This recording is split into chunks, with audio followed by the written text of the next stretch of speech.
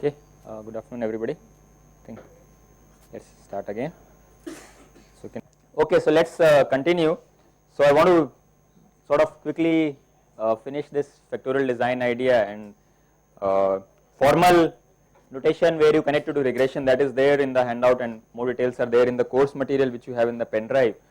So I want to finish this and also talk about briefly about response surface methods, where some of these ideas are used to move from one operating point to the other and then to the next point. In sequential, you do this factorial design in a sequential way to really reach an optimum operating condition. So I just want to briefly talk about response surface after finishing this.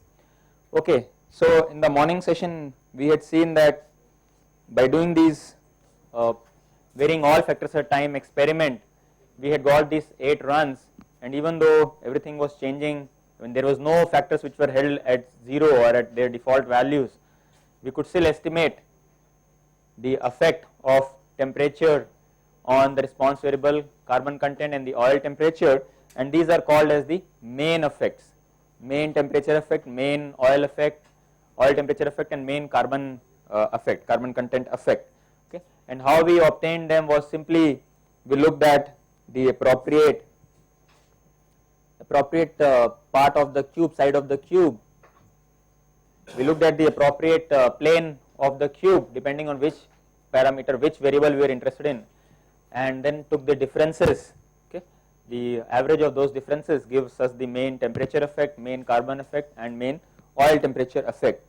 So if you see the numbers, we get the main temperature effect as 23. So this is 23 is the same units as the units of your response variable y. In this case it's percentage of springs cracked.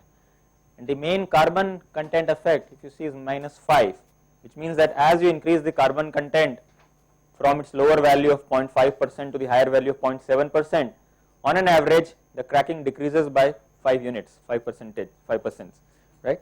The oil temperature effect is much smaller.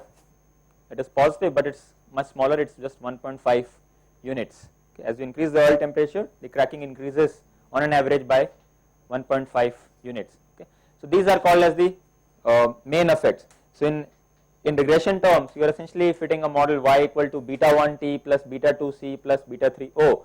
So you are getting estimates of beta 1, beta 2, beta 3. Essentially these are related to the estimates of beta 1, beta 2, beta 3. Okay. Now because of the fact that we perturbed all these variables, all these factors together, we can actually do something more. If you see this picture again, if you look at the changes in temperature, okay, 67, 79, 61, 75, so there is a difference of about 14 units here, 12 units here. However, if you look at these two differences, 59 to 90, 52 to 87, those jumps are much bigger.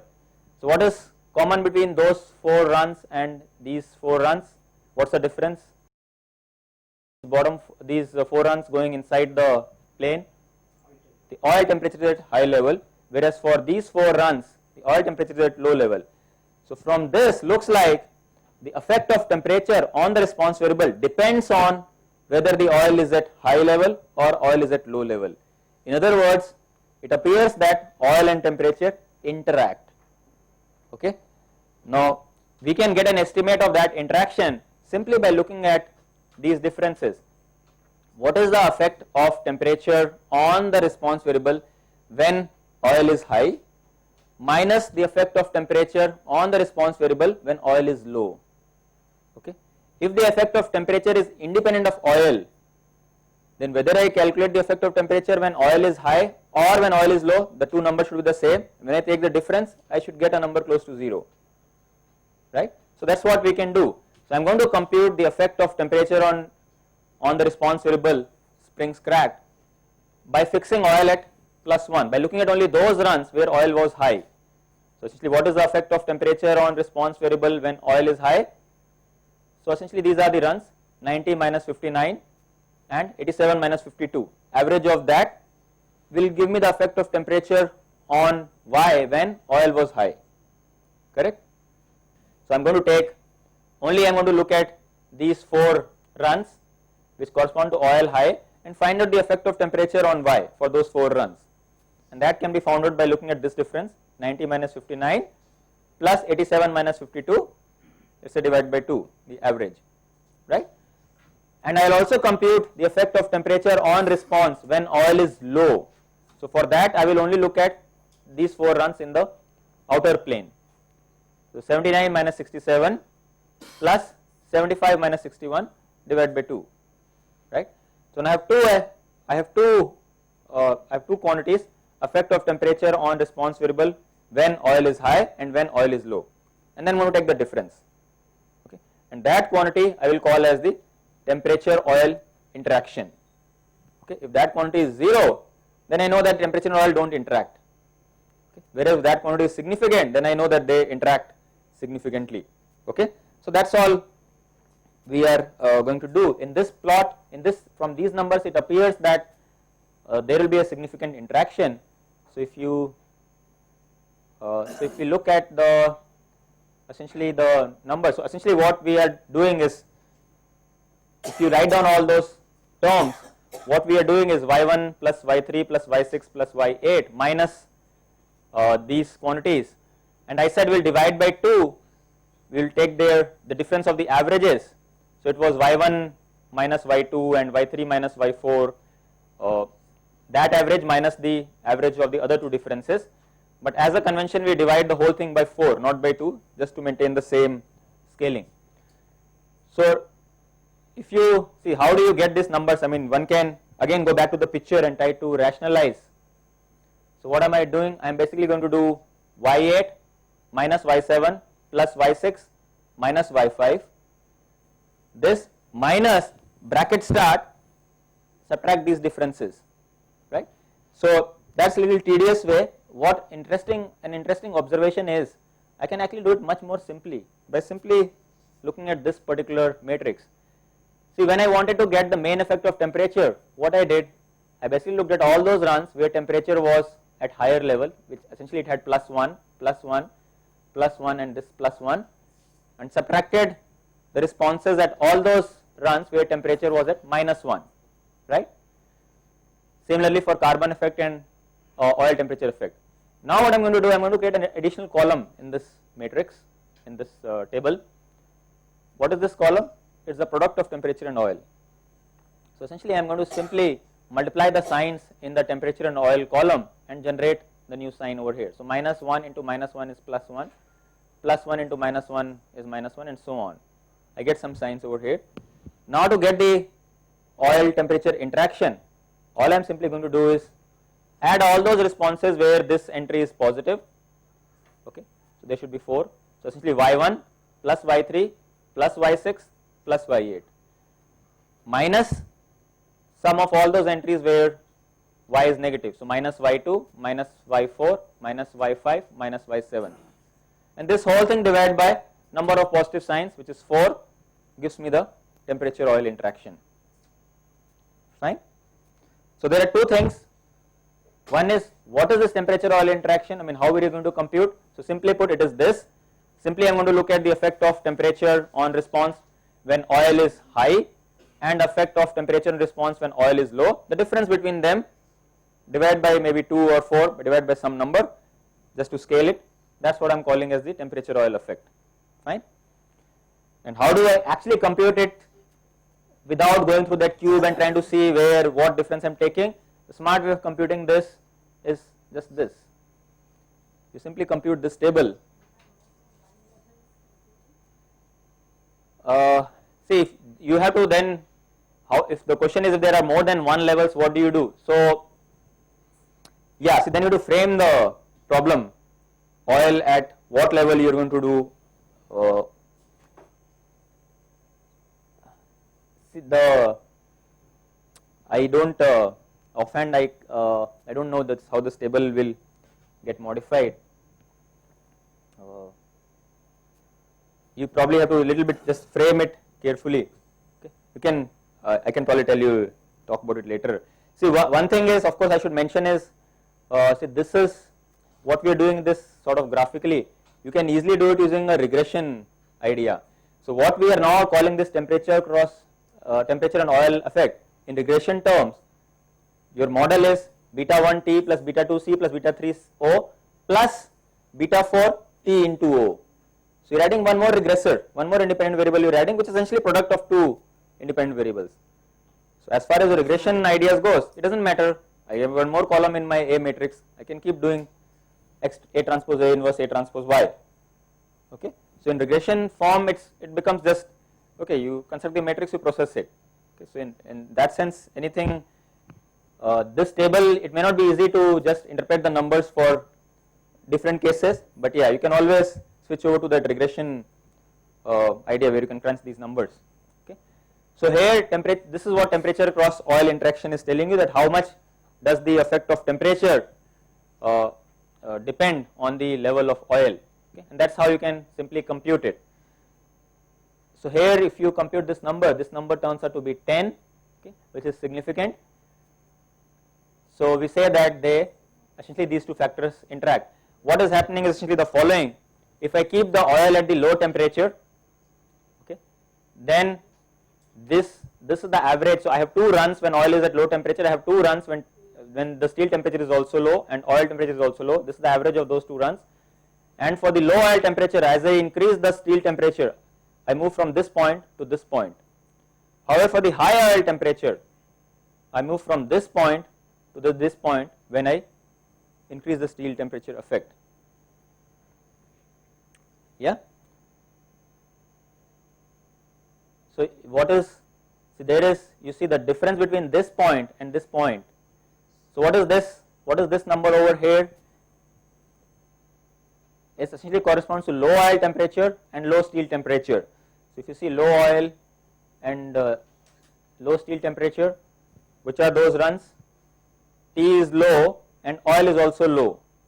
So which are, so runs number 1 and 3. So essentially average of 1 and 3, 61 and 67, maybe average is 64. So that number was 64 there. And then oil temperature was kept still low, that means I am still in this particular plane, and temperature had increased. So I have 75 and 79, average is 77. Okay. So 64 and 77 is what I had plotted over here. This is 64, this is 77.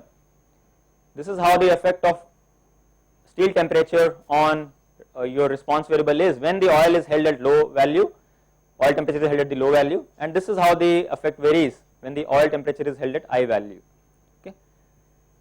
Because you see that, okay, so we said that oil and temperature interact, we computed some number 10. Supposing they were not to interact, how would these plots look like? If you see their slopes are different. They may not intersect, yes. What else? What about the slopes? What will be the slopes? Slope would be the same. Whether, see this change from here to here, so essentially these difference, whatever you had value over here and this corresponding value over here, this height, okay, going from here to here, this height is essentially the effect of increase in steel temperature when oil is low. Similarly, this difference going from this height to this height, that's the effect of steel temperature when oil is high. If oil were to not affect it, those two effects would be the same. Okay. So in other words, the slope of these two lines will be the same, right? The lines will not overlap. There is going to be a difference between this point and this point. What does that difference represent? Simply the effect of oil temperature, because oil temperature is low here, oil temperature is high here. The oil temperature itself affecting the response. So this curves will get shifted, but they will be parallel. Okay. If the oil and temperature were to not interact, or as you pointed out, it will be almost parallel. See, you very rarely will get 0 exactly, because in this case I think you get, because some numbers have been manipulated from the original data. So that's the idea. If the slopes are quite different, then you know there is a strong interaction effect. If they are almost parallel, the interaction effect is non-existent. Okay. So not only are you able to calculate the main effects, but you are also able to talk about the interaction. Same way you can talk about interaction of the other factors, temperature on the carbon content. Sorry. Well, correlation. So the question is it not the correlation between the two? See, well, when you compute correlation, see correlation, if I had to compute, I will simply look at what were the values of the temperature over here, the temperature settings and the oil settings. I am not computing that. I am actually looking at the response at those settings. Okay, so it's a different quantity. Correlation would be just based on this matrix. The response will not be coming in. Actually, but point you have raised is interesting. If you actually look at the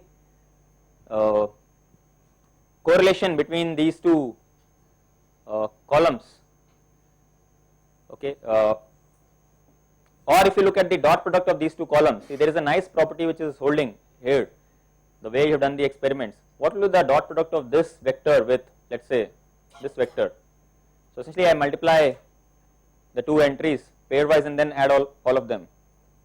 If you think of these as two vectors, dot product is 0. Okay, dot product is 0. So if you had to form a regression matrix, this would have been the columns of your regression matrix. Okay, actually you are saying all columns are orthogonal, dot product is 0. They are not only independent, they are orthogonal. Okay, so that actually there is a result in statistics which says that for an optimal regression experiment, that X matrix columns of that should be orthogonal. So this is satisfying that any optimal design should have an orthogonal set of columns. Okay, so actually their correlation is 0. Okay, but of course for now it doesn't concern us, okay, because we are looking at what is happening on the response side. But really the way you have done the experiment is that even though you changed all of them, see if you had changed one at a time also. So take this point forward. See if you had done, so what for us the temperature was -1, +1, minus, plus. This was the temperature column, and let's say for carbon I had something.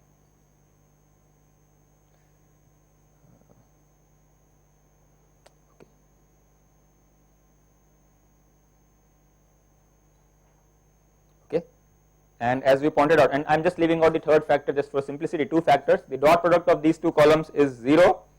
Okay, if I had done on the other hand one at a time experiment, let's say with just two factors, I probably would have done varied one of them maybe at +1 and then -1 and then kept other guy at 0, and then this would have been at 0 for 4 runs and +1, -1. Okay, so even this, what will the dot product of these two columns? Even here it is 0. They are orthogonal, all right, but orthogonality is one condition. Okay, but the other thing what is happening is the length of the each column itself. What is the length of this column? So the dot product of the column with itself. What is that length over here? 8. What is the length over here? 4. So the length is smaller there. Okay, that's why when you do the inverse, x transpose x inverse, essentially this is that length bigger is translating to a lower variance in the corresponding effect or a better estimate of the corresponding parameter. Okay, as compared to this design. Okay. So coming back to this, so of course we don't have any use for that orthogonality fact, but yeah, that's one of the reasons why these designs are so preferred, and formally you can actually show that optimal design should have orthogonal, the regressor should be orthogonal to each other. Okay. So here if you want to find the T cross O effect, temperature and oil effect, we can do it from that cube by seeing what is happening on what vertex, or simply construct this particular column, and then based on the signs we simply add and subtract the corresponding y values, divide by a number of positive terms, and we get the temperature oil effect. Okay, so if you do this, you will find that, and you can do this for other factors, other combinations. So same thing is written in this particular handout. Temperature oil interaction effect is 10, and temperature carbon content interaction is 1.5, and carbon and oil temperature effect is 0. Okay, ideally as we pointed out it will be rarely 0 exactly, but here the numbers have been slightly fudged to bring out these aspects. Okay, so that is the second, so these are called as these second order interactions. So you have the main effect, which is like the effect of a single variable, then this is the second order interaction, two factors at a time. Okay, you can well do something more, you can ask one more question. We talked about a temperature and oil interaction. How much does oil affect temperature? Well, does this interaction depend on the value of the third factor, the carbon? In other words, I can ask the question, I will compute this interaction effect for two cases. One, carbon is held at the high level, I will compute one number for this, another carbon is held at the low level. And then I compute two temperature cross oil interaction effects at high carbon, low carbon. the difference of the two, if it is small, then I will say, oh, the temperature and oil interaction is independent of the carbon level. However, the difference is not small, then I will say that this interaction itself depends on what is the carbon content. Okay. So if you really want to compute that, again you can do from first principles by looking at this cube. And if I had to ask you, okay, how will you compute the temperature and oil interaction for carbon low? Carbon low means you are only restricted to this base plane. And for the base plane, you can say, okay, what is the effect of temperature when oil is low, which is this effect, 79 minus 67. What is the effect of temperature on oil when it is high? When temperature on response variable when oil is high, that is 90 minus 59. The difference between this and this gives you temperature oil interaction when carbon is low. Same thing you can do when carbon is high. Difference of the two tells you now what this is called as the third order effect. So temperature cross oil cross carbon effect. Okay, so you can compute this third order effect. So you can do this by first principles by actually noting down what is happening, where is carbon low and so on, or you can do something nice. Okay, so if you actually compute this is the expression you will get. These are the numbers you will be adding and subtracting. So really what is happening, I probably don't have it in this handout. See what is really happening. So how do you decide how do you decide what to add, why to should be added or subtracted? So apart from the first principles, what you can simply do is, see this table which I have showing you, okay, this table, you compute another column which is product of temperature, carbon and oil columns. You put out another column, T cross C cross O, and the entries where will be the product of these three entries. So minus into minus into minus will give you minus. Okay. That's it. You populate that column and now choose the signs of Y based on the entries in that column. Okay, and then you can write down the T cross C cross O effect. So this table is known as table of contrast coefficients. So basically so based on this you can actually automate the process. You don't have to look from first principles what is happening. You can easily do computations using any software. Okay, so that's the T cross oil cross C effect. So you are actually answering this question, how much does the interaction between two factors depends on the third factors. Okay, so here it turns out to be 0.5, so it is quite small. Okay, the divisor has been, so this is subtraction, and you just to maintain consistency you divide by 4 for all the cases. Fine. So to summarize, what you got was what you got were these numbers. The main effects were 23 minus 5, 1.5 for these three factors. You had these interaction effects also, okay, 10, 1.5, 0, and you had all this third order interaction, okay, which happens to be 0.5 in this case. Okay. So if you had done one factor at a time approach, you will not have been able to calculate all these quantities, all these interaction effects. This you have been able to calculate only because you perturbed all these factors together. You did not hold any of them at 0 for your runs. Okay. Okay, based on this, if you have to choose settings of these factors so as to maximize or minimize the response, now you can start choosing those. So you see this is really the large effect compared to the other two main effects. This is the largest. Okay, so it tells you that as you increase this temperature, your response increases, right, by 23 units. You want to decrease the response. Response for us is the cracking of springs. That means I should keep the temperature at the low level. Right. Now I am keeping the temperature at the low level. Now based on the interaction, okay, you can start deciding you can decide the settings of oil, okay, and then that, because this is a large effect, this interaction is quite large, you will be able to set the oil temperature, and similarly you can set the carbon temperature based on the other next highest magnitude, which is this 5, minus 5. Okay. So this will allow you to set the settings of the variables. Okay. So that you can decide where to operate. However, this is not the end of the story.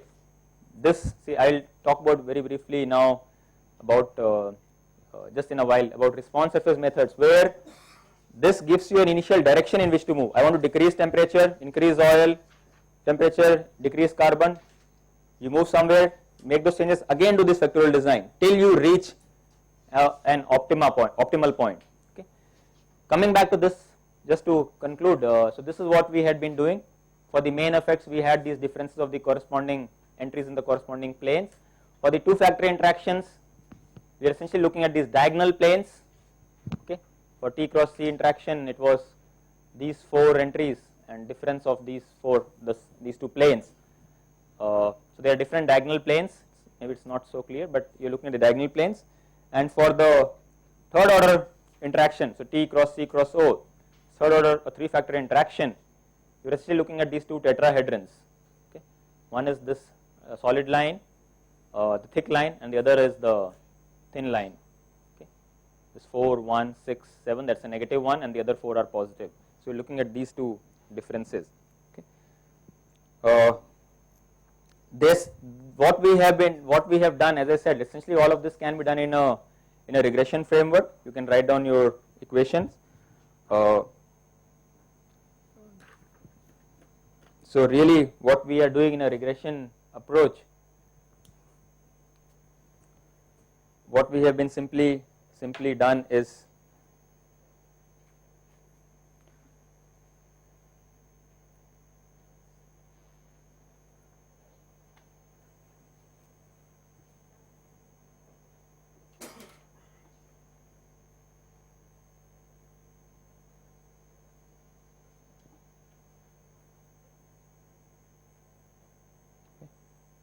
this is what we have been doing. You think of these as regressors.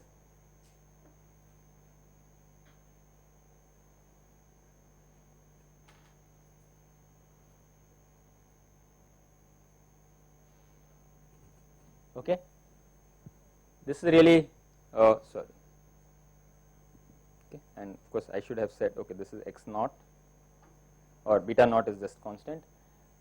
So really what we have been estimating is getting some idea of this beta 1, beta 2, beta 3, beta 4 and so on. Not exactly those values, but essentially we have been doing something like this. The main effects, the interaction effects, these three interaction effects, and the third order interaction, the second order interaction and the third order interaction. Fine. So you can actually solve the problem in this regression form, get all your betas by forming the matrix, doing A transpose A inverse A transpose Y. Okay. What we get using that factorial, that cube idea, okay. If you just look at this slide, so you have another handout where the relation to multiple linear regression has been indicated in detail. But what you just want to point out, that the effect that you are getting in this, using these ideas, okay, by using these numbers, add this, subtract this, they are related to the coefficients that you will get in a regression model, but related by this factor. The effects, the main effect will be twice of the corresponding coefficient of temperature in a regression model. Can anybody think why this 2 comes in?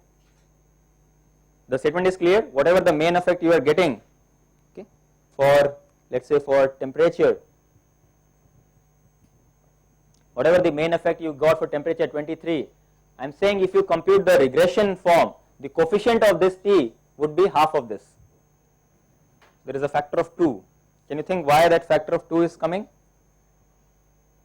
What does this main effect represent? This is the effect on Y when you change temperature from -1 to +1. What does the coefficient represent in regression? What does the coefficient represent in regression? Let's say I have just one coefficient. This is change in Y, derivative, change in Y, if you have to write in terms of change, when x changes by how many units? 1 unit. Beta 1 will be really the change in Y when x changes by 1 unit. Delta Y by delta x is 1, so delta Y will be equal to beta 1. So beta 1 is the coefficient you get when you change in Y when x changes by 1 unit. In our factorial design, we were changing the factor by 2 units, -1 to +1. That's why we got twice the coefficient. Okay, so if you put in the regression form, your coefficients, the parameters estimates will be half of what you get as the main effects or the interaction effect and so on. Okay. But beyond that, that's it. There's a superficial difference. So all the things that we learnt in regression analysis, I mean we didn't learn, but I alluded to them in the morning, like doing residual analysis or looking at R square, okay, confidence intervals and all those things. The same thing holds for this. See, essentially, as I said, see, all these ideas of this looking at this cube and so on came more from practicing engineers. But eventually, for any formal analysis, you can put it in a regression framework, okay, and do analysis for these coefficients. What we saw in the morning, the multivariate regression. Fine. Okay. Now I want to spend the next 45-50 minutes on what is called as the response surface methods. You probably don't have this handout. Do you have this particular handout? No. So, but it will be there in that pen drive. It's, of course, everything is there. Oh, I have to change this. Yeah. This probably you don't have. I think I probably didn't give it to you. But it's certainly there in your pen drive. Okay. So the idea here is we'll use this factorial design idea, what I just told you about, where you perturb, change factors simultaneously. Here we'll really use that idea to optimize some variable. Okay. So let's just go ahead. Are there any questions at this point? So basically, I want for those of you who are new to this area, to just to use these type of things of factorial design when you, or encourage use of these things by students, certainly by students. So often you find in research that people who are doing experiments, there are several parameters to vary and sometimes vary them in ad hoc ways. There is no clarity on why you chose certain parameters in certain way, or how would you actually go about doing experiment if you have many parameters to vary. This just looks like, oh, I felt like this, so I did like this, I did like this, and then your results, how good are the results? So to motivate the use of some of these systematic ways of analyzing your generating data. Okay, so let's look at this response surface method. So essentially it uses factorial design. So the idea here is, it's just a collection of techniques. It's a very general term, response surface methods, where the response variable, your y, is influenced by several variables, several independent variables, and your objective is really to optimize the response variable. We are not so much interested in getting a detailed model which explains that y, but rather we want to quickly go to some conditions in terms of the x variables where this y is optimized. Okay. So this again, this whole area has been essentially originated from practicing engineers, where they wanted to optimize the yield of the purity of a distillation column or something like that. Okay. You can also have multiple response variables, where you optimize one response variable while simultaneously satisfying some specifications on others. Okay. So let me give an example. Let's say you want to maximize yield of a process, and there are two variables that could affect the yield of this process. The variables are temperature and pressure, x1 and x2. Okay. So the question for you is, okay, what should be the temperature and pressure setting so that this is maximized? Okay, so you know that you are at an optima, that any change in temperature and pressure from that level will decrease y. So you really want to find that optima where you have a local quadratic surface. Okay. So yield is some nonlinear function of these two variables. I don't know what it is. Okay, and of course there will always be noise coming in. So if you don't consider noise, whatever this surface is, this unknown surface, this is called as a response surface. Essentially just how this response is a function of your independent variables. Okay, that's where this name comes from, response surface methods. Okay, so of course the true form of this response surface or this relationship will be usually unknown. Okay, that's why we are doing the experiments, right? So we want to find a suitable approximation to the true relationship, and typically what is done is we first start with a linear model, first order models. So don't worry about the interaction terms, just have in terms of factorial design I can say just have the main effects, or in terms of regression just have x1, x2, xk. These are your temperature, pressure, and other independent variables. You fit this model, okay, and you do some tests which tell you, is there a curvature in the system? If I look at the leftover, see when I fit this model, if I look at the leftover part, for example, whatever the part which is not explained, based on that I can say something whether there is a curvature or not, whether there is a higher order effects or not. If they are, then I try to fit a second order model, okay. Then you can have this type of model where you now have second order terms, the quadratic terms and the cross terms. So the pure quadratic terms and the cross second order terms, okay. So if you see a curvature, then you go with this model. Okay. See the this is okay. So see really the idea is the hypothesis, or I mean the philosophy behind this this approach is the following. So let's say in a single, of course it's a plane, I mean, but let me say a single variable. See, supposing this really y is a nonlinear function of okay,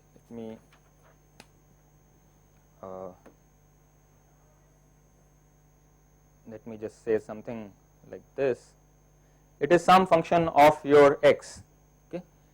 The idea, the premise behind these methods is like your current operating point is, let's say, is x star is somewhere over here. Let's say you want to maximize y, so eventually you want to reach this, you want to reach this location corresponding to this height, right? That's where y is maximized. You don't know it, of course. Maybe let's say currently you're operating over here, okay. This is the current operation settings.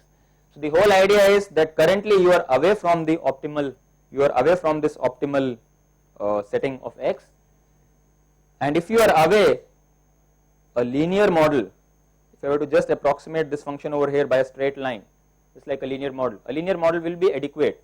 It will tell you, look, if you want to increase y, move in this direction, okay. So y is increasing when x is increasing, so increase x, keep increasing. So next operating point will be over here. I will go and fit a linear model over here.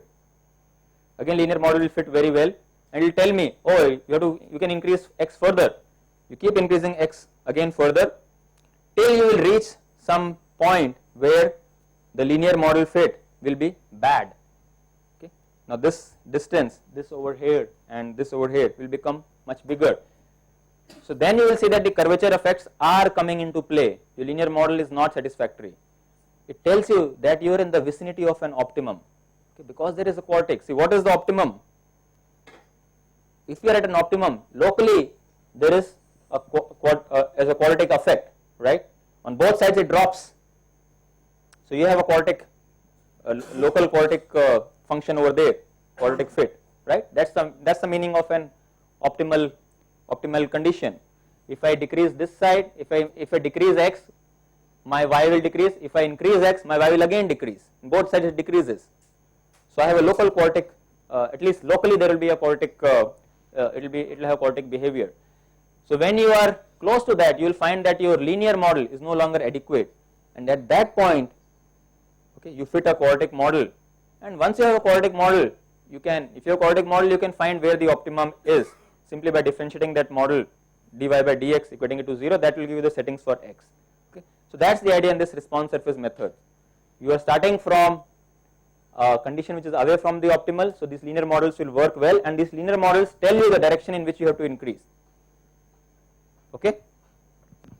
So that's what we are doing, and just these are some sketch.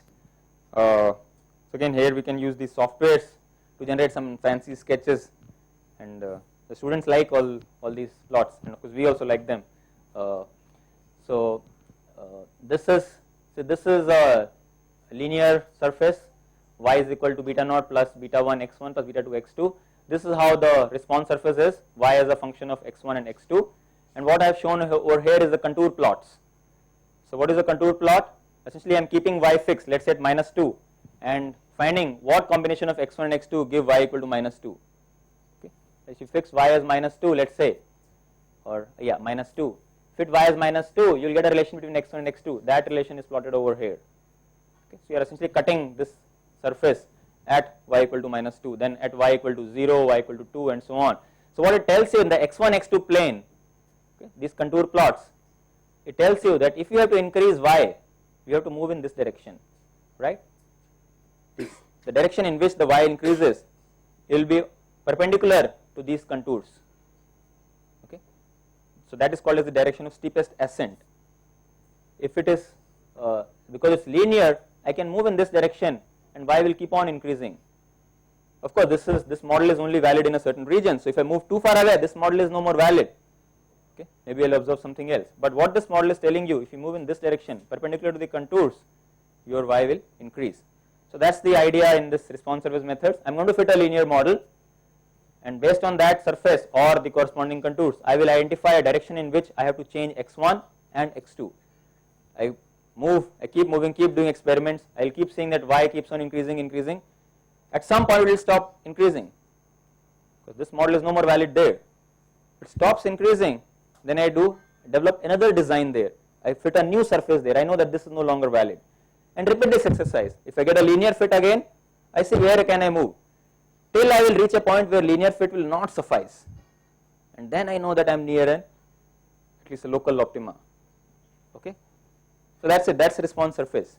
Rest of the thing is now to get this model, what sort of design you have. So we perform factorial design. If you want a quadratic model now, you want to put the second order terms, x1 square, x2 square, and the cross terms. The optimal design turns out to be something called a central composite design, which is a factorial design plus a few additional points. Okay, so that's it. That's response surface for you. This is rest of the things are, I mean, just to sort of give plots and motivate. So this is a response surface when you had this interaction term alone, x1, x2. Okay, so what was earlier without this interaction term, you had a hyperplane. Now that it's like a paper. You pull one end down over here, this end. Okay, you have introduced curvature in the system. These are the corresponding contour plots. So these are various types of response surfaces. If you had a quadratic model, okay, for this quadratic model, this is the response surface, and you see that there is a maxima over here. So these are the corresponding contours. The maximum occurs as you go towards the center, okay, and as you move away from the center in the radial directions, your y keeps on decreasing, -10, -20, -30, and so on. These are the contours. Okay, these are all circular contours you have, or elliptical contours.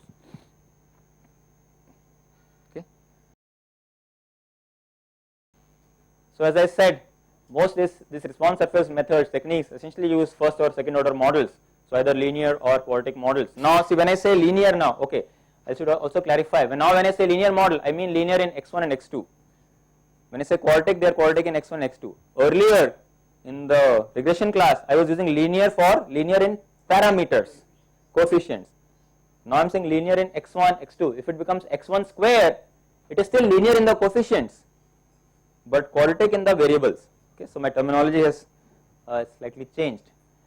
Okay, so most of these response surface methods use either first or second order models, and it is unlikely that the chosen model will be a good approximation of the true relationship over the entire space, but you hope that for small regions it works well. So the idea here is not to get a model which works for all values of x1, x2. No. Here we are going to build models incrementally and keep moving and keep building. The idea here is to simply maximize or minimize some desired objective. Okay. You can use the resulting model for doing some other analysis, explaining why some things are happening the way they are happening. That's additional thing. But really the aim of these methods is to keep fitting different models in different regions. Okay, so that you can identify a region where something is maximized or minimized. Whatever model you fit, essentially you can use least squares methods to estimate parameters, the regression idea. And the thing is, the type of designs that you use to fit those models, linear or quadratic, those designs are chosen optimally. So for linear model, we could have we could have factorial design, and for quadratic model, as I said, you can have central composite design.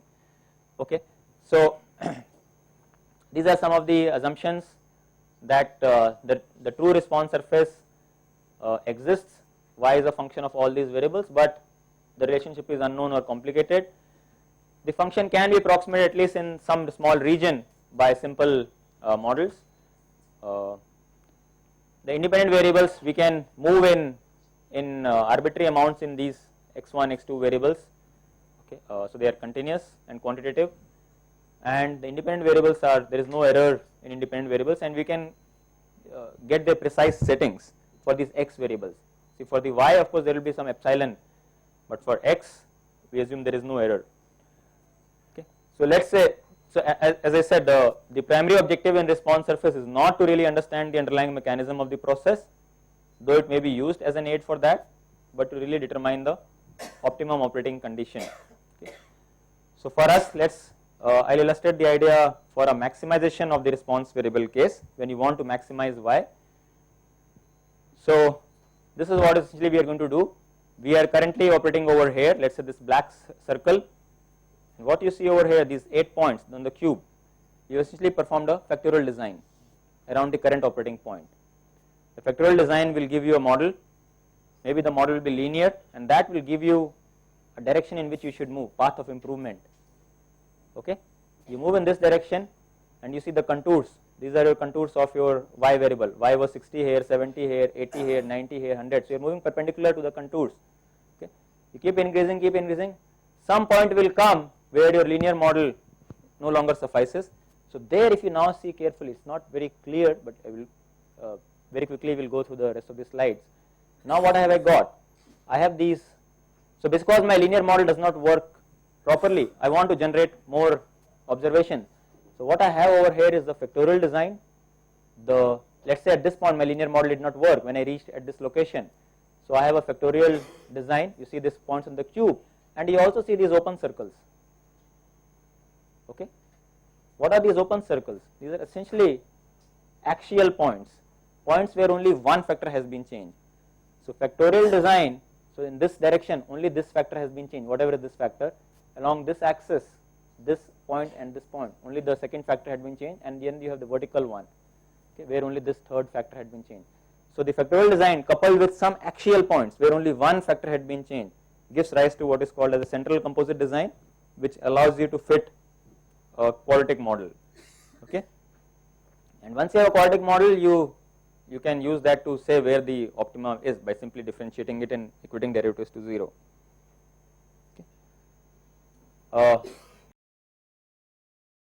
So okay, let me skip this slide. So this is okay. So let's just keep going ahead. So see, if I'm trying to go fast just to sort of give you an idea through this example of yield, temperature, pressure. If there are any questions, just stop and ask me. Yeah. So as I said, as I drew the picture on that paper, the idea is that the initial operating point is usually far from the actual optimum condition. Your objective is to move rapidly to the vicinity of the optimum condition.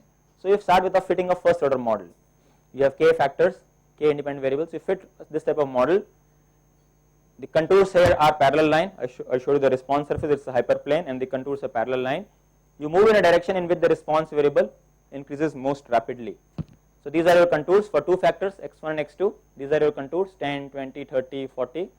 This is the region in which you fitted. This is essentially a factorial design points, the corners of this rectangle, and this is the direction in which you move. This is perpendicular, probably does not appear, but it is, this 90-degree angle is drawn here. This is perpendicular to these contours. So this is the direction in which you have to move. I should change x1 by certain unit, and corresponding change in x2 I will get by knowing this direction. Okay, so you move in this direction. This is called the path of steepest ascent. Okay, and you take steps along the steepest ascent path. Okay, and the step length can be obtained from those regression coefficients because you know those contours, and the actual step size, of course, determined by how much should I move in this direction, how much can I move. So let's say initially I was operating over here. My next operating point should be along this line, but where? Should it be here, should it be here, should it be here, should it be somewhere else? That will determine on your actual problem how much deviation you can have, means whether your boss is very conservative or whether he is no risk taker. Okay, blow down the plant, explode the plant if you want to, but just go ahead and increase it, right? So if you increase too much, especially in chemical engineering, operators will be very nervy. They will, and if your bosses also, if they are very conservative, they will not let you touch, because okay, you are not optimum, but at least you are getting the product. If you make change, I will not get anything, right? So they will be very conservative. You have to do it very carefully. That's why I said you budget 25% of your time just for the first design. Don't commit that I will do everything in less time. Okay? Because this is your first design, just 25% of the effect, and then you have to do a lot more things. And because you can do only slowly, okay, in a real operating plant. Okay. So you conduct experiments along path of the steepest ascent until unless no further increase is observed. That means your model is no longer valid. Then you fit a new first order model there and find a new path of steepest ascent and continue the procedure. Eventually you will reach close to the optimum, and that will be indicated by a lack of fit of a first order model. First order model will no longer be adequate. There you perform additional experiments and fit a second order model to obtain a more precise estimate of the optimum. Okay. So let's illustrate those ideas quickly using this example. You want to maximize yield of a process by changing reaction time and reaction temperature x1, x2. Current operating point is this. Reaction time x1 is 35, x2 is this. Yield is 40%. Okay. So first you are going to do an factorial design at this operating condition. So let's say your boss has told you that okay, reaction time can be varied between 30 to 40 and temperature can be varied from 150 to 160. So you have these two lower and higher value. You do a factorial design. Okay. So before even that, we again, just for simplicity, we code the variables so that we can deal with -1, +1. They become dimensionless essentially by doing this transformation. Okay. And likely that we are currently away from the optimum yield, so we are going to fit a first order model and proceed in direction of steepest ascent.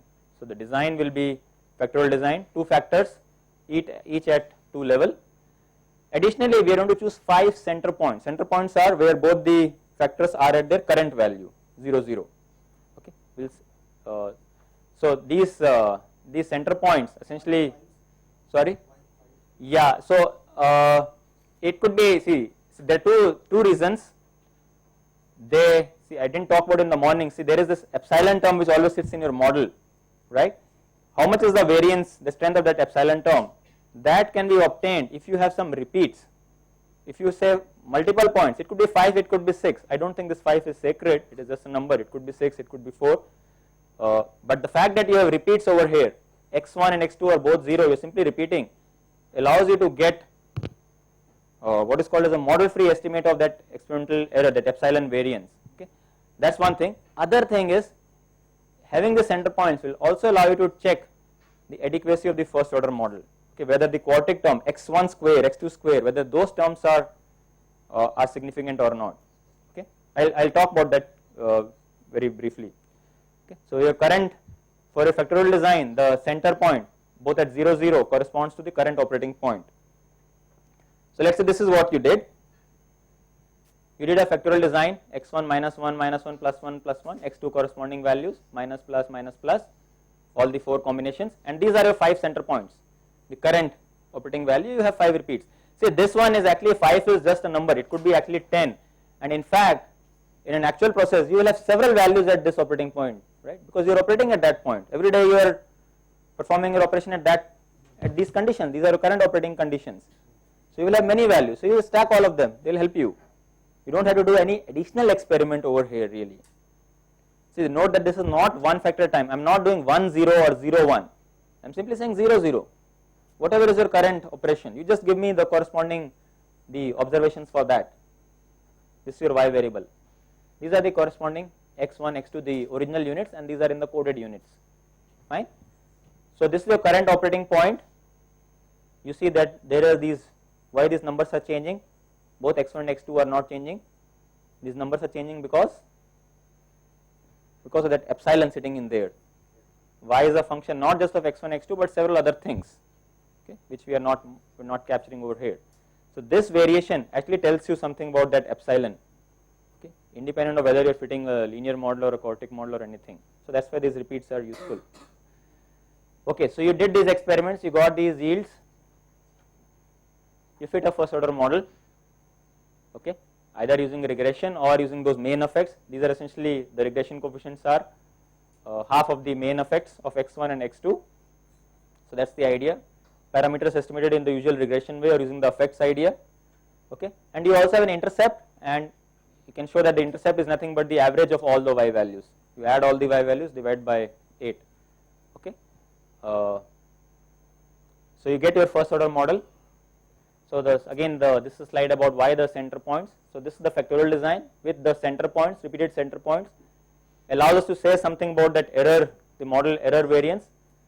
The factorial points allow us to talk about the interaction term, x1, x2 term, and the factorial points plus the center points allows us to check for the x1 square and x2 square term, the quadratic effects. Okay. So let's look at this. Okay, so this you can ignore. So this is, see, so we have still fitted this model, okay, this regression model, and what we got are the corresponding confidence interval on the coefficients, on the 3 coefficients.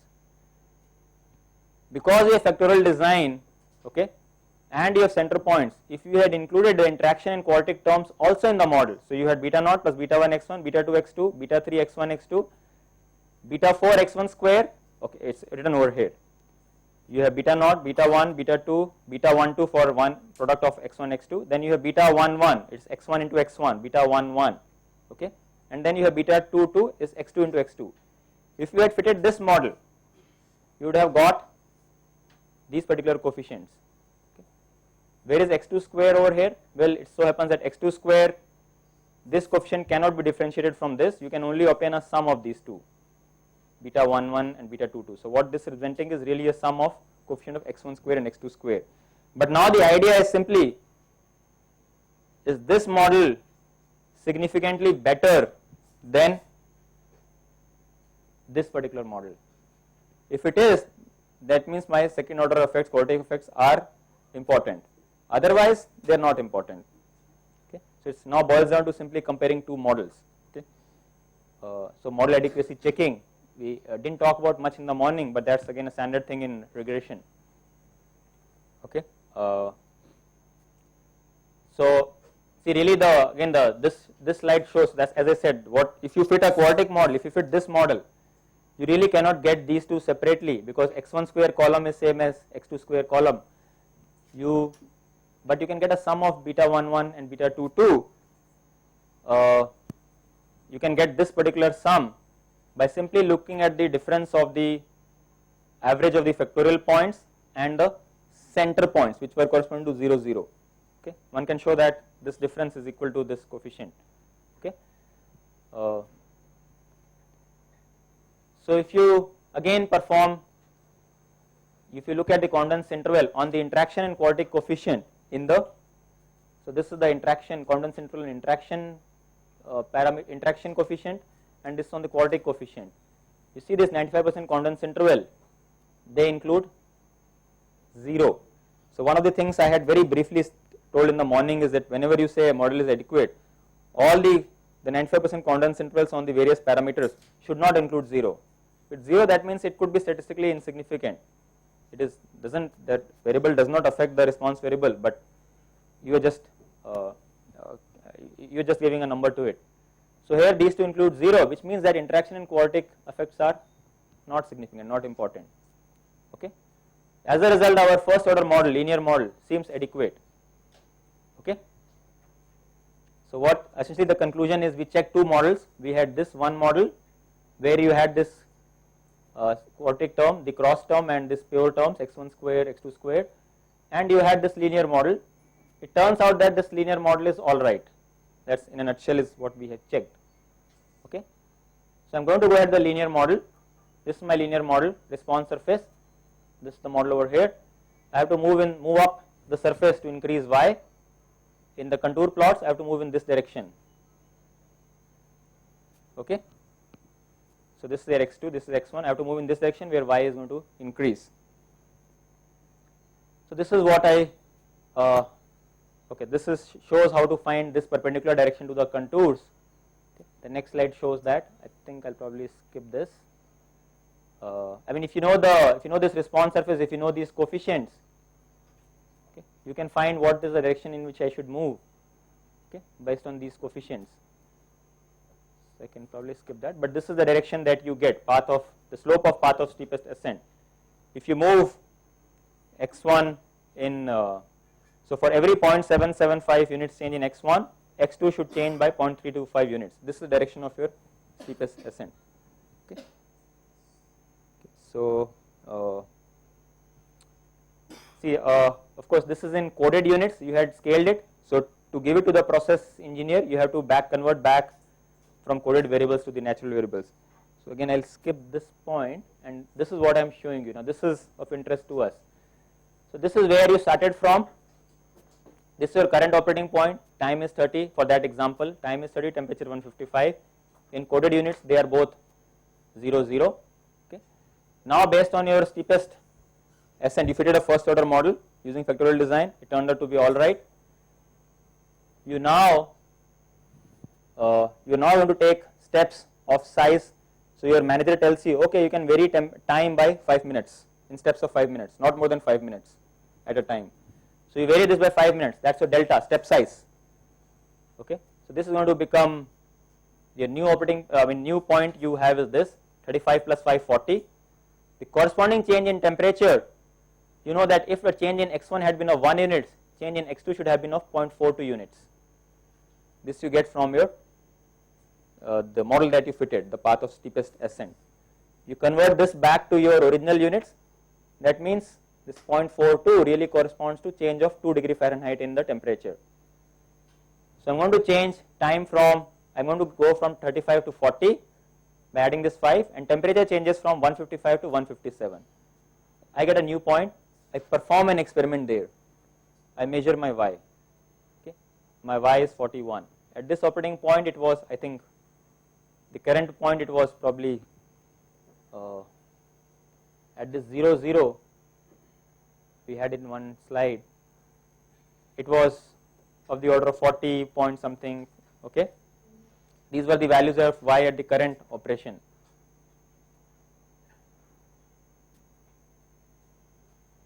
So now what I have got is 41. It has increased slightly, so I am happy. I take one more step now in the same direction. So from 40 I am again going to add this. Manager says every time you can only change by 5 minutes. So now I change the temperature to 45. This, every time this changes by 5 minutes, this can change by 2 degrees. So 157 to 159. In the coded units, these are the values x1, x2. If the original value was 0, 0.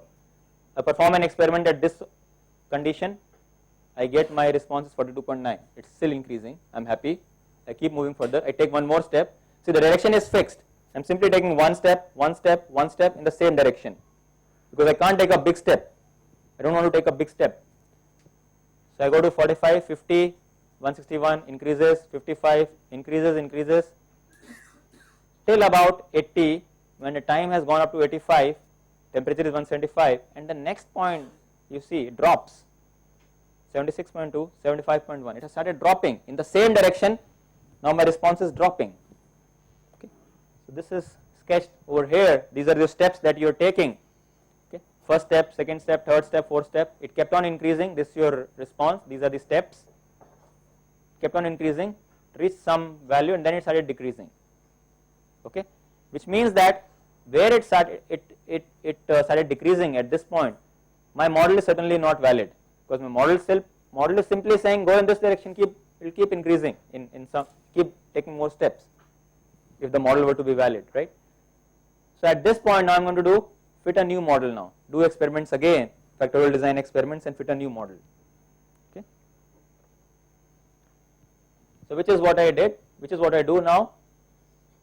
So I am now currently at maybe 70 minutes and 175 degree Fahrenheit, this point. Okay. If you see in this slide, I am at around, so somewhere over here maybe 80, okay, either somewhere over one of these points I am doing an experiment again. Okay.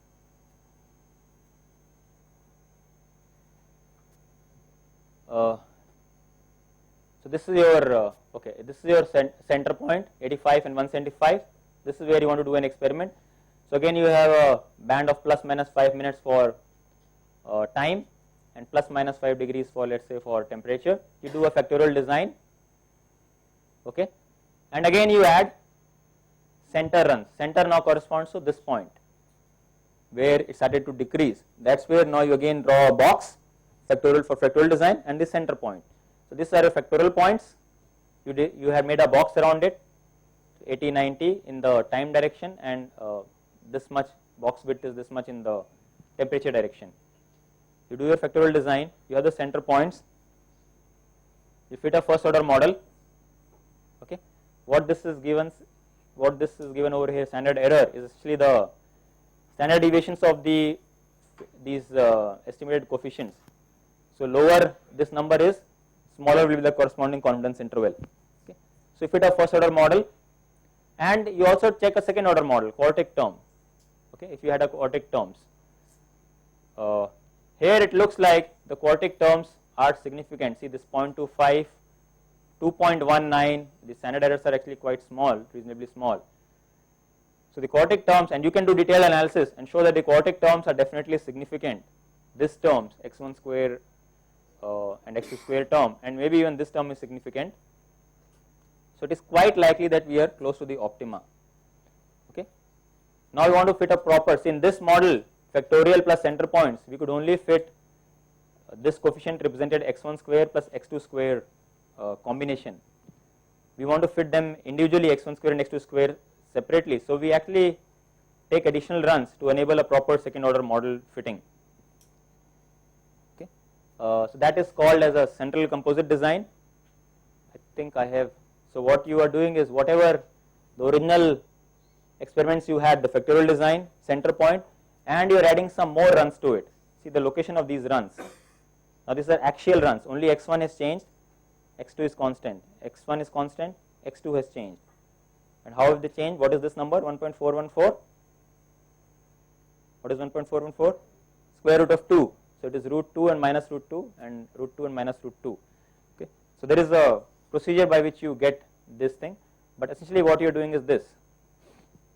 Original design was this factorial design, this box, and you have the center points. What you are now doing is you are adding these axial points, minus root 2 0, plus root 2 0, 0 minus root 2, 0 plus root 2 in the x1 x2 in the x1 x2 plane.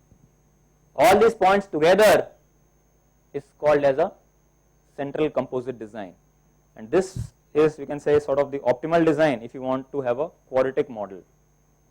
So you have x1 term, x2 term, x1 x2 term, as well as x1 square, x2 square. Okay. Not only that, it allows you to estimate this quadratic model, it will also allow you to tell you whether the cubic terms are significant or not. x1 cube, x2 cube, x1 square x2, x1 x2 square, it will also tell you, this design, whether those terms are important or not. Okay. So anyway, so in this case we fit this model. See now with this design, the central composite design, I have all the terms of the quartic. I have x2 square separately, x1 square separately, okay, because of having those additional axial points. So you do again model adequacy checking and analysis, and here what you find is okay. So this is some general theory about quartic models.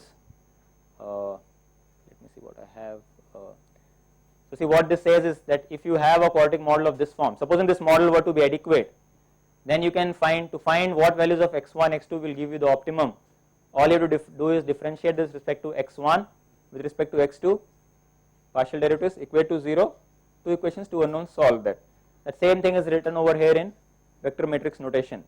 Okay, this is your linear term, these are your quartic terms, x transpose bx. Okay, and this the derivative equal to 0 will give you this as the values of x, where the derivative of y goes to 0. So yeah, if it's a quartic model, you could be at a maxima. This is a quartic surface. You could be at a minima.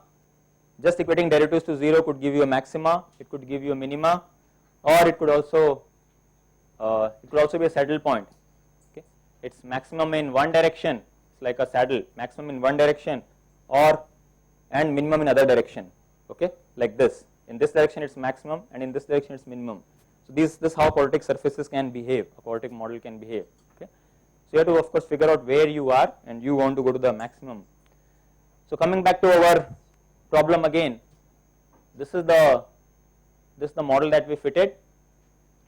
and if we really look at the stationary point of this, equate derivative of this to 0, you will find this is the point where the derivatives are 0, x1 equal to this, x2 equal to this, and you can show that this is the point of maxima in this case.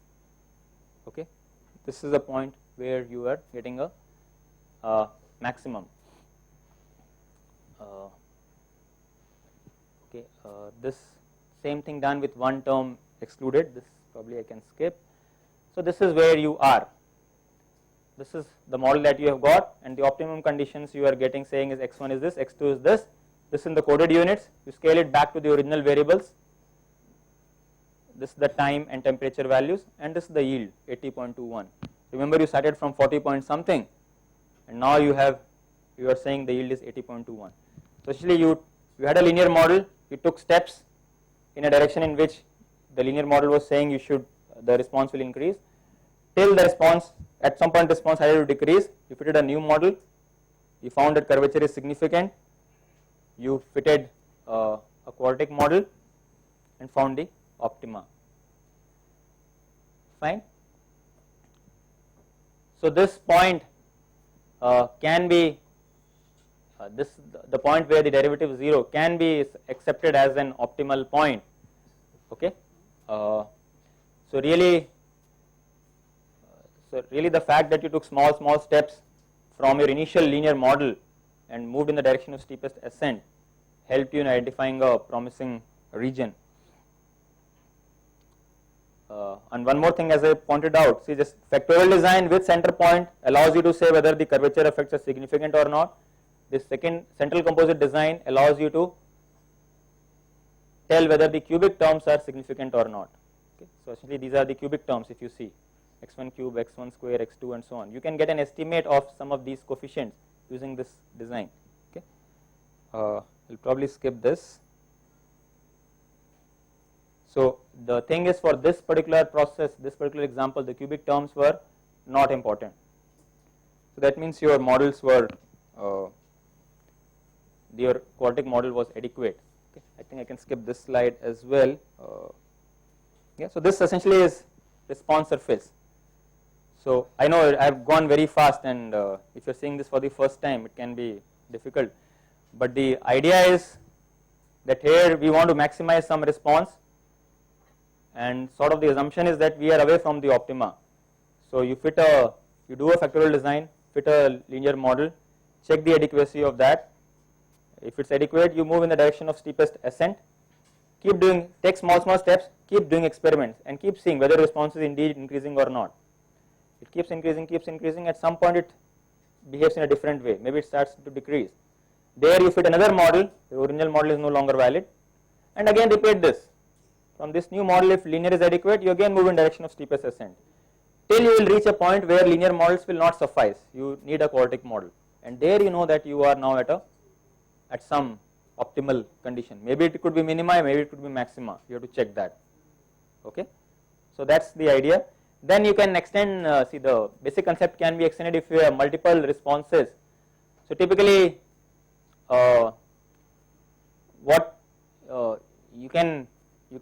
sometimes you may be needed to get conditions x1, x2 and so on which optimize multiple responses, not just the yield, maybe the selectivity of the reaction also has to be maximized. So you can combine those different objectives into a single objective function, or often you may have some constraints that, okay, I want to maximize this subject to some other response being in certain range. Okay. So these ideas are used there as well. Just one or two slides just to motivate this. So let's say in the same investigation, if you wanted to maximize yield subject to viscosity and molecular weight being at certain levels, you can't have arbitrary values of viscosity and molecular weight of a product. Okay. I can skip this. So see, here we have, for the same, we are maximizing yield, but for the same, for this x values, we continue to build a model for viscosity and molecular weight as well. Okay. And what we get finally are the contours, the response surfaces. This is for the yield, which is the primary objective. For the viscosity, okay, you see it's a maxima, but it's actually, it will be very difficult. There is like a, I don't know what this is called, this ridge. Yeah, it's like a long hill, there is no sharp maxima, this maxima is over here, but it decreases very slowly as you move away. Okay.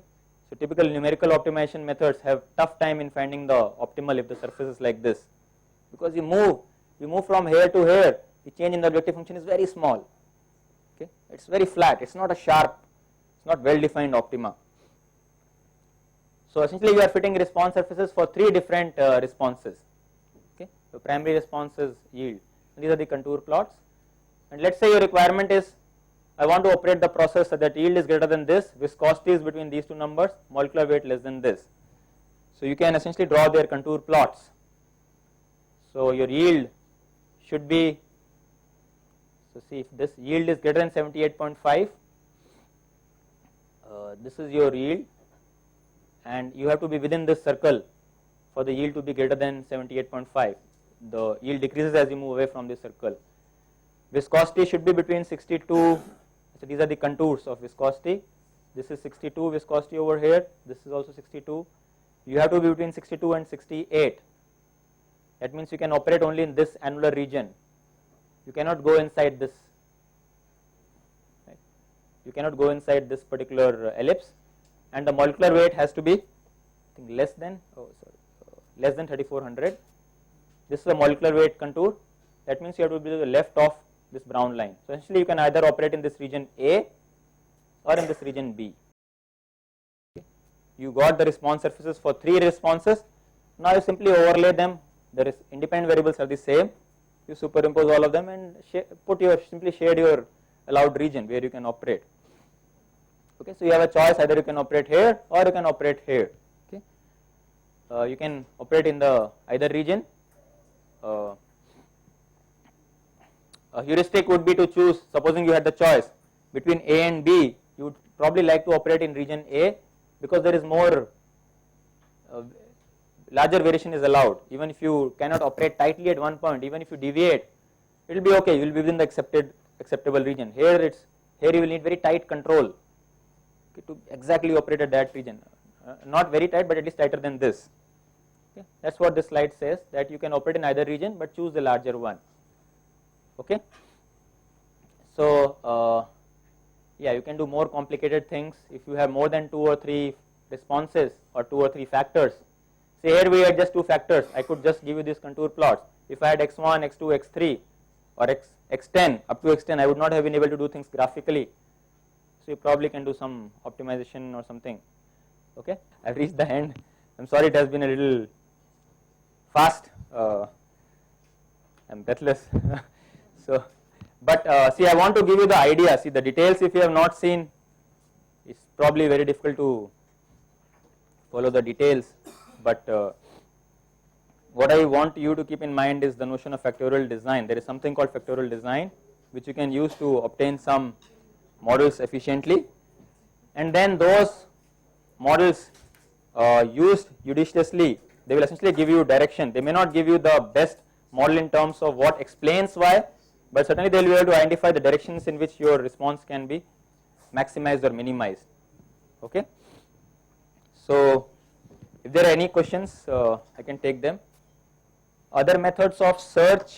So see, search was nothing. See, really it was once you got this type of response surface, the key was getting this behavior of y with respect to x1, x2. If you say this is how y behaves with x1, x2, and you will say, oh, I want to increase y, what should be x1, x2? I will say, of course, move up this incline. Okay. So that search direction, so moving up the incline here corresponds to moving in this direction over here. Okay. Perpendicular to these contours. So the search direction is nothing difficult to say. It's really how you get this efficiently.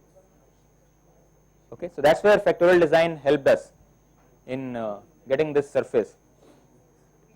See, okay, let me just add what I said. Yeah, see, this search direction you are getting is simply based on this design, but in an actual practice, you may have some constraints. Oh, I cannot increase x2 by this amount. I don't want to move in this direction. Maybe I can only move in this direction, somewhere over here. Then you may not be able to move into the ideal direction, the steepest ascent, but some other direction where it increases, but not by the maximum amount. So there could be practical considerations. So yeah, so that's an important point. But what this design tells you, move in this direction, and what you want to tell your boss is, okay, I'll move in this direction, but by small amounts, okay, so that the process at all points doesn't suddenly become uncontrollable. Okay. So in a chemical process, you have all these tightly coupled control loops, and everything is coupled. You change one thing slightly, especially to move this thing, you have to increase temperature, and its effect will be felt on many variables. So you want to do it very cautiously. You can only change it by small amounts at a time. So that's the key. You need to have patience you don't want to jump too much, take too big steps. Nobody will allow you to do that in an practical setting anyway. Any other question? Okay. I just wanted to share an experience. Sure. With design of experiments. Yeah. Leaded bronze bearings for railways. Okay. And the rejection was anything between 50%, 20%, 30%, 40%, with no thing to, no way to explain why it is happening. We had a course of 1 year at ISI for our engineers, who were later, inducted into quality assurance department. Mm-hmm. So one guy was given a project to solve this problem. So I was also involved in that. So I came to know, in fact, in 80s about this. So he designed a 2-cube total of 3 experiment. Mm. All the parameters what we gave, Correct. temperature, the paint we used, Correct. the type of sand we used, all that. And we were skeptical in the beginning. Guy coming from college, he tries to teach something to us. We are from industry, we know better than them. But in 2 months' time, the rejection was reduced to less than 5%. It remained for 5 years. Correct. Less than 5%. Then he Correct. found out the real cause Culprit. of these problems. Yeah. This was a great learning for me in my early stage of my career. Yeah. In design. Yeah. Yeah. So yeah, thanks for sharing that insight. Yeah. So basically, that's what these things are. They're quite simple, and especially but very useful, especially when you don't understand the physics of the problem at all. Okay. You really have no way to say what affects what, and there's not enough understanding to guide you. So you have to just do it by trial and error. So instead of doing arbit trial and error randomly, this allows you a systematic framework in which to work. Yeah. Yes.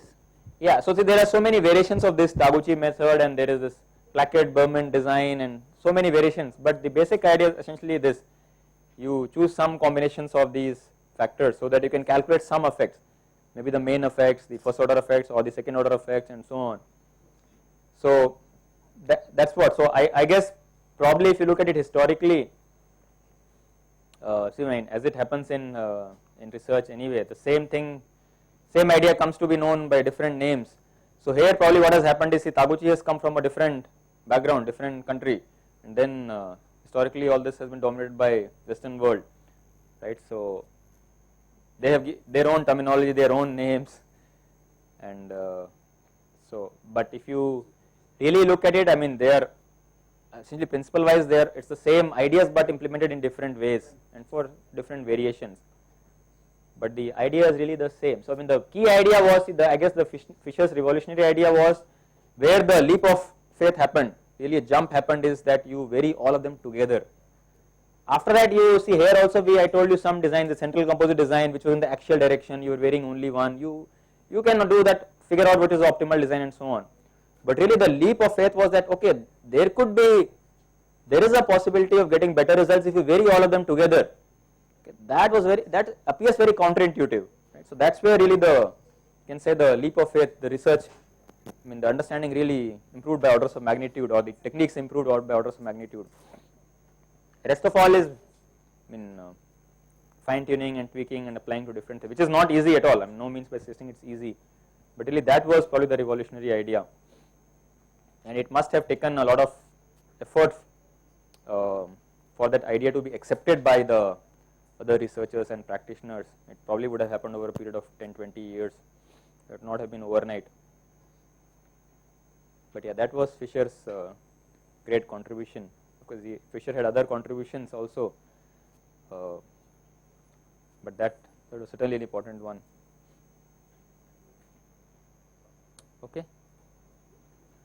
Okay, thank you very much, and thanks for attending my talk.